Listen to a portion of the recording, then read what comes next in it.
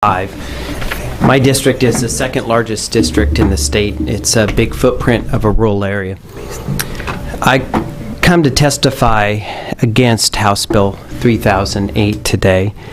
I was part of a group of people in 2011 who had the privilege of working on an education package that was focused on benefiting families and making sure that all our kids have an opportunity to reach their potential and the areas that can play to their strengths. And that education package was part of a comprehensive package in June that was passed by the legislature, signed into law by the governor. And it came with bipartisan support and developed through bipartisan effort. I do believe it's premature for the legislature to turn its back on that effort. It's premature to tell our families that have invested in looking at what are the best environments for their children and their education. The experience of my district, for a lot of the same reasons that Representative Unger testified, I would cite and say that that's actually evidence that this has been a good bill, that there is good results coming from school choice in the public sector. I don't consider competing districts or districts competing for kids a bad thing at all. In fact, I think it's a good thing. I think it switched the paradigm of kids being units of finance on an Excel spreadsheet to a focus of districts on how do we serve these kids, how do we attract and compete, how do we basically say our customers are these kids and their families. There are a lot of families, because of reasons we don't know, whose kids should not be destined by the location of their home, but by the tools provided for them so they could reach their potential. And I think the fact that school districts all over the state are mindful that their district will have to stand and compare to neighboring districts is a good thing. I'll give you one example. Crook County High School is very strong in industrial arts, what was called industrial arts. I don't know what it's called today, but we call it shop and welding and things like that. We have a very strong FFA presence in Prineville. Not surprising, I know, to many of you. But the fact that we were able to distinguish ourselves from the Bend schools and some of their offerings gave us gave choices within the locality of students who said, hey, you know what, I want to learn to weld, I want to be in shop, and Crook County was able to distinguish itself in that way. But in the end, I don't believe the two-tier apprehension that Representative Unger has is reality. I don't share that. I don't believe there's going to be a run on our school. In fact, I would say if there really is a school district that says we're losing kids and we're failing as a result of it, I would say it's not to keep the kids in, but it's to maybe keep the administration accountable. If you are a school and you're losing students, maybe it's time to ask why. Maybe it's time to say, I need to improve my offerings. I need to engage with families more. Ultimately, if funding is absolutely the concern of Representative Unger, I know that the School Board Association has affixed to PERS that would provide plenty of money for funding, and but that's on another subject. But at any rate, closing down what I believe is an innovative experiment after 1 year is not wise for a couple of reasons. One, because of it was brought through a bipartisan effort with bipartisan support, and the fact that one party runs the legislature in the state, it would not look good for Oregon to then go and dismantle what came through bipartisan collaborative effort. And number two, we should not simply second guess ourselves after 1 year. I would urge you to listen closely to the families that I'm sure will testify, and if they don't, I'll sure get some of mine to speak up, who have had positive experiences by moving their kids to environments where they succeed. I'll also, like Representative Gomberg, confess my conflict. In my experience my wife and I in raising our 3 kids have had them in public school, private school, homeschool, virtual school, and charter schools. Not because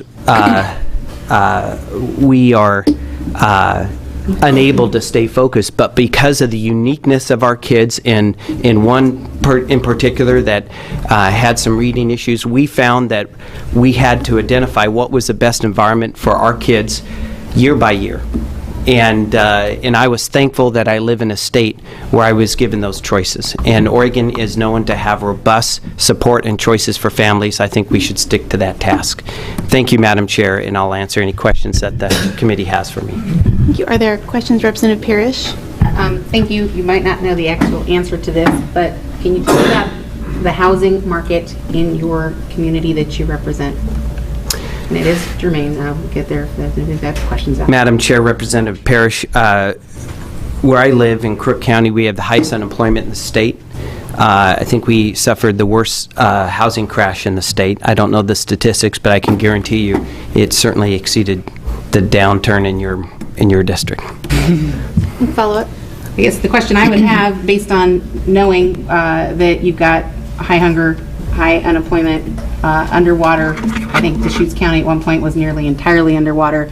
Would it be realistic for a family who wanted a better education for their children, and that better education might be in a neighboring school district, to put their house on the market, sell it at a loss, and move to another school district to get that better education? Well, Madam Chair, Representative Parrish, no. I think having the ability to move their child to a neighboring district to best serve the child's needs was significantly an advantage in the past 4 years of recession. Thank you. Representative Fagan. Thank you. And as I indicated before, I'm definitely not decided on this bill, but I did, as a school board member, have to implement it. I just want to be clear, I guess in fairness to my colleague, Representative Unger, who's not in here anymore. You mentioned that this disallows students to be treated as units of finance, and I think the jury is still out on that, because his point and my point in saying that schools are tempted to market to students is different than schools competing for students. It's them spending resources trying to market students, spending money on maybe TV commercials, and I would posit that that is treating students under this current open enrollment program as units of finance and recognizing, oh wow, if we can beef up our enrollment, we can get more money.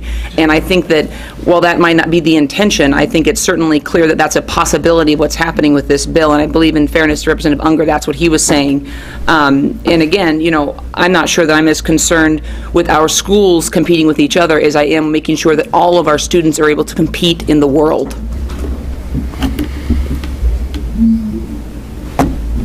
I just want to thank you, Madam Chair. I just want to point out one thing. Portland Public Schools have had choice for a long time. When I was going many years ago on the Oregon Trail, we had high schools in the back of the wagons, and we did. But we had something that you might have heard of, Benson Polytechnic High School. And while most of us, I went to the area high school, but while most of us did that, people who were very much interested in industrial arts and things of that nature could choose to go all the way over to Lloyd Center and go to that school because it was a magnet of sorts. And so we do have some systems where there's been a choice element for quite a long time. Just an observation. Any further questions for Representative McLane? Yeah. No, I just wanted to make a comment. I too am learning about this bill. I served as a school board member for a while and advocated pretty vociferously for open enrollment within our own district. We did end up having a challenge with capacity from school to school because we had individual PTOs that started recruiting and doing advertising and bringing people over, and we ended up needing to address enrollment boundaries and other kinds of things to be able to balance schools, and that's a little bit more in whack now because we created a policy that said you couldn't accept people beyond the capacity of your school just in order to get additional enrollment. So that I hope when we have the conversation about this bill, it can be, and about this series of bills and about this issue, it can be about the merits of the bill. I have to take a little bit of exception to the idea that the bill itself had a wholly positive path to passage in the 2011 session. And I think how positive or negative that education package was at the end of the session, I think different ones of us have different perceptions of this. This bill had pretty hefty bipartisan opposition to it, obviously more hefty bipartisan support for it. But I think we have to be careful when we talk about these bills not to assume that the education package in 2011 was the proudest moment of the legislature in terms of process. And I hope this process that we have now, whatever decisions we make about these bills, will be one that's open, that has lots of testimony, that's all done out in the open, in a hearing room, where we all talk about it and we hear from the people who are directly impacted. Where we go could be one place or the other, but it's difficult for me to accept the assertion that it was a high point of our co-governance, of which we had many wonderful points of co-governance, but I would not argue that the education package was one of them. Well, Madam Chair, I don't have a historical record, but I can certainly deduce by your comments that you were a no vote. I was a yes vote, and so perhaps our respective votes gives us our current perspectives. But I do believe that on one regard, we should be cautious no matter where we are in our views of the education package of 2011 to disregard what is precedent in such a quick way. I think it would injure Oregon's reputation and certainly the accolades that our co-speakers were given for having guided a evenly split House. Once we have one party in charge to dismantle what was done before, and one fell swoop would certainly create cynicism that may be or would be unmerited. Finally, if the concern of the committee is advertising budgets, it's very easy to tell school districts through the board, or certainly through the governor's office, or even through legislation if they have to, thou shalt not advertise or spend money in advertising over X. But to say out of apprehension that ad budgets would drive product, I think that is where I take exception.